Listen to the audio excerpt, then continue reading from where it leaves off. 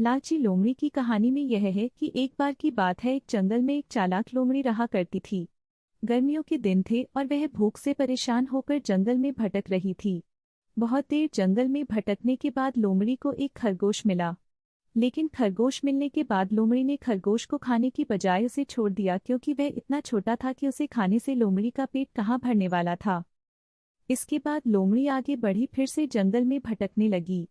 कुछ देर जंगल में भटकने के बाद भूखी लोमड़ी को एक हिरन डेर दिखा। हिरन को देखते ही लोमड़ी के मुंह में पानी आ गया।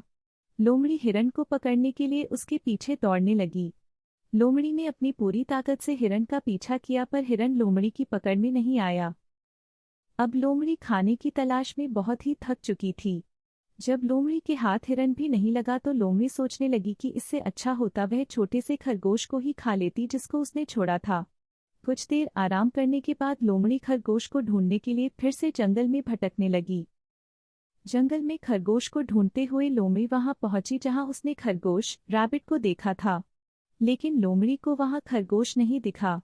थक हार कर लोमड़ी को अपनी गुफा में लौटना पड़ा, जिसके बाद कई दिनों तक भूखी लोमड़ी अपनी गुफा में भूखा रहना पड़ा और बहुत दिन बीत जाने के बाद लोमड़ी को खाना मिला।